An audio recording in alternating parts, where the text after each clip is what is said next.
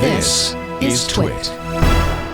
Now, one thing we always miss. I mean, we miss your genial presence, your knowledge, of course, of enterprise and but really, .net. it's the alcohol. It's the alcohol. Really, it's all about the booze. Let's face it. Yep. So one of my friends, Glenn, who is from Norway, dropped this on me last week. Ooh, Haavaldsen. And it's funny. We talk about Vikings all the time, right? When you think about Norway, you think about Vikings, right? And in all these conversations about Scottish whiskey, we have the Treaty of Perth and how the Hebrides were controlled by the Vikings, like all that sort of thing. You kind of think, why don't those guys make whiskey? Because they really don't. It's very rare to run across. In fact, there's only a handful of whiskey distilleries in Norway.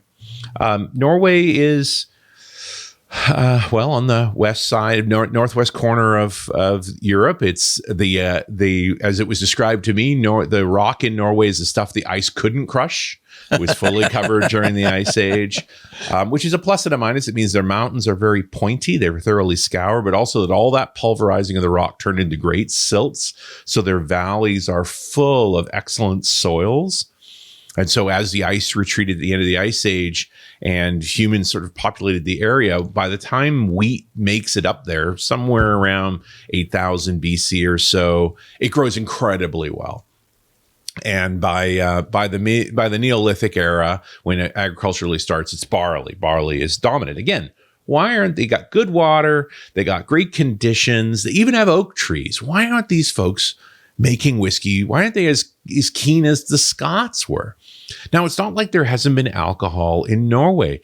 Going all the way back to Tacitus, the Roman historian, who was a questionable quality in his writings, is talking about in 1000 AD how much feasting is an important part of the Germanians, of the Scandinavian people at that time, that they don't make decisions without having a big feast, and they drink copiously while they do that.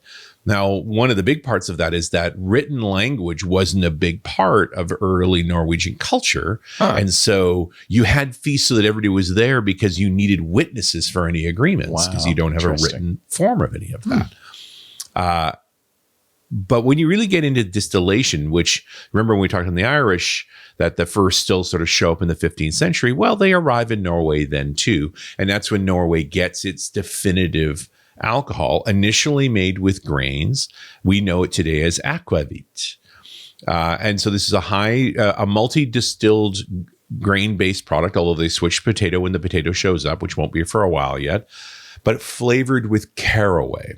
Because if you flavored it with juniper, it'd be gin or genever, depending on your Dutch or your English. And of course, by the 1750s, when the potatoes come from the New World, because it grows, it can make more alcohol per acre, they use potato for that.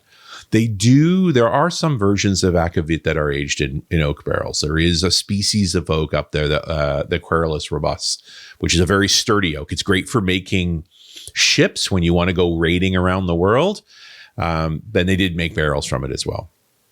But when the wave of aquavit mass production really comes on because of the potato, you start to see the first laws passed in Norway to manage the production of alcohol. So 1757, there's already laws in place limiting who can make the alcohol, who can sell it. Importations are controlled. And that has a lash back in the early 1800s, where they lift a lot of restrictions because the landowners, who are now growing even more grain, want a right to distill for no other reason than they have excess grain they don't want it to spoil. So making it into alcohol is a way to preserve that.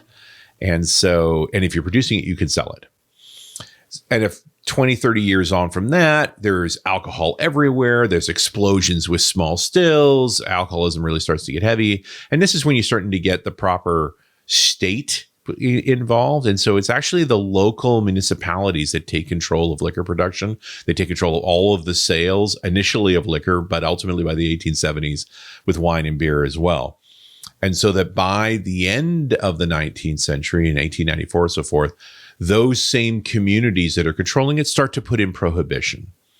restricting the sale of alcohol in general, region by region. And by 1917, when we get World War I, where there's restrictions on supply and so forth, you get the first prohibition of alcohol in Norway entirely, which goes into the 1920s, actually somewhat ahead of what happened with the US. But coming out of Norwegian prohibition, the federal government, the state, instead of the municipality, started controlling all liquor, both production and sales, which is basically true ever since. So Norwegian liquor laws are very strict. They consider anything under 0.7% alcohol to be non-alcohol. Like 0.7 to 2.5 is what's called a low alcohol beverage, and those are more freely sold. You have 2.5 to 4.7% are most of your beers and things like that are considered category 1. 4.7 to 22. This is generally a category that would be like wine. That is, though both of those could be sold by people 18 or older and are readily available in most places. 22% and above are considered spirit, only up to 60%. And anything over 60% is illegal in Norway to this day. So certain cask strengths like Abelor's Abunda, they actually have to sort the bottles because some of those come over 60 and they are not allowed to be sold in Norway. And plus, you have to be 20 or older to sell spirits. Huh. So, and this, of course, only applies to intoxicants, industrial alcohols and things like that, not particularly a concern.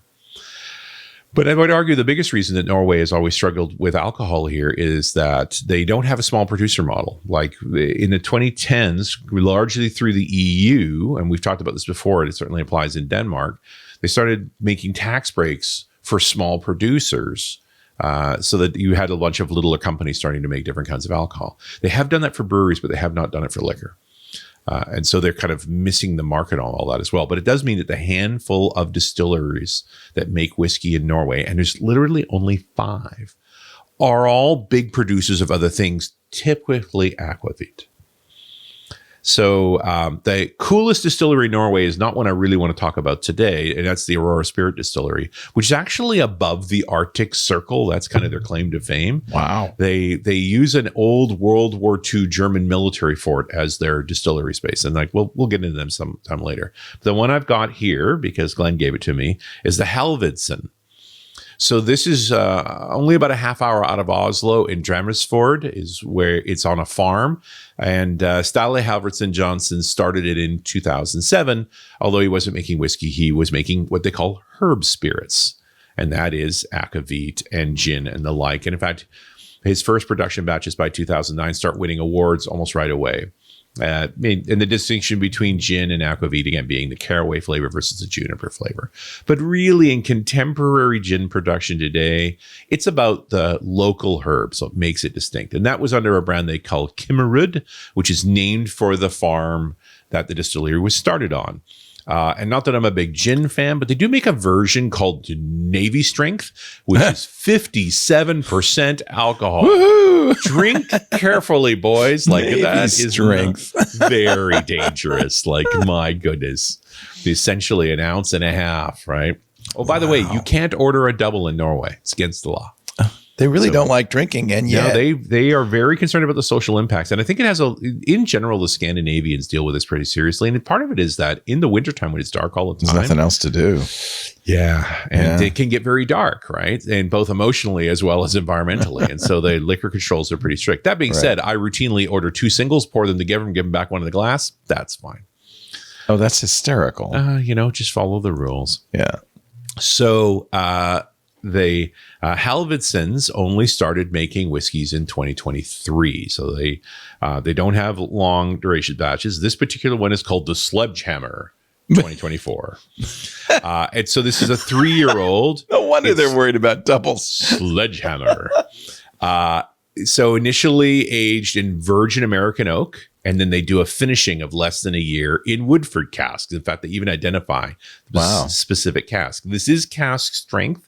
And that is to say it's at 46.3%. And they only make 900 bottles of it. So this is bottle 803. And it's only a 500 milliliter bottle. So they only made 450 liters of this spirit. Wow. They're all sold out now. It sells for 800 Norwegian kroners, which is about $72 US. Okay. I don't have much to say about Haavaldsen's Distillery because they don't have any of the specs published. I found one photo of Stale, who's the lead of the place, in front of a column still. Now, since they make gin and aquavit, of course it's a column still. They probably have a rectifier or a finishing still as well, but have no specs on that at all. All right, smells, it's 46%, right? So it's going to be pretty alcohol-y, and it is, but not burning, which is nice. Like my nose hairs have not curled up. Oh, okay. So, wow, that's a lot smoother than you would expect for only a 3-year-old. Like, they've done a good job. Lots of heat at the end, though. Hello. I can feel it going down and heating up. So gentle on the mouth, little fruit notes, maybe a bit of that kind of leathery feel. First sips are always an illusion. You got to hit it again, right? Paul and I are going, wow. Okay, yeah. It's got a kind of roughness to it. Like I can almost say it's like the west coast of Norway, like British Columbia, rocks and ice and trees and deep water. Like it's pokey and lots of heat. But boy, that's special. It's like a glacial moraine sliding down your throat. You know, the first hit is like being hit by a sledgehammer. The second one, you don't care anymore. Moraine. Yeah, you're good. I'm vaguely stunned. This is fun. This is what I'm not going to hunt this down, and it's good because there's not very many of them, right? Like you don't want to go crazy for that, but they're making an interesting whiskey, and that's it's nice to see the Norwegians starting to do this. I don't think it's easy to make whiskey for them there right now, especially imagine only making 900 bottles of this. Like that's all there is. Yeah. Wow. Right? They do an edition. They do have another single malt, the Steiger, right? Yeah. So and Steiger means it's the foreman. Oh, okay. Yeah, and that's Ottar. It was his Stale's great grandfather worked in the coal mines of in Svalbard, which is the only coal mine in Norway. It's now closed, and it's where the seed vaults are. It's called the Steiger. Wow. Yeah. Neat. So we don't know what this tastes like because it's not the same. No, the Sledgehammer 24 is a special edition, again finished in Woodford barrels. Yeah. So that would change it considerably. Yeah, it is. Like I said, the oak tree, the robust oak tree is different from the other oak trees. It's the stuff you make masts and ships and stuff out of. It grows very large, very straight. It's good masts and drinks and ships. Right? So I don't know that the barreling is particularly that. I bet their gin is good. I would try. Well, and making aquavit for 100 years, right? So right. Maybe gin is basically just a different set of herbs. So. Aquavit is a little close to lighter fluid for me.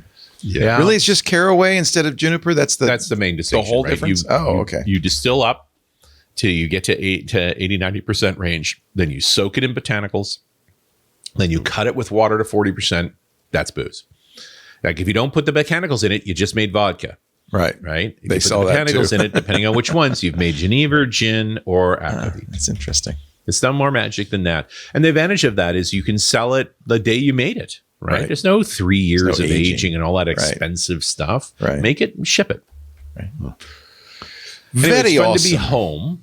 I have a couple more stories from this trip that I will save for later weeks. I would love to hear them. Oh, I got a Taiwanese whiskey. So, wow. Well, yeah, we'll have some fun.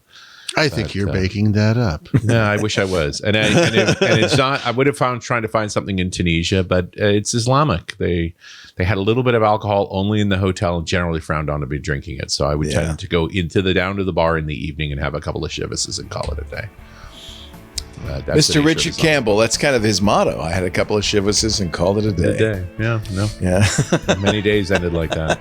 But I'm going to be drinking the Haavaldsen for a little while now.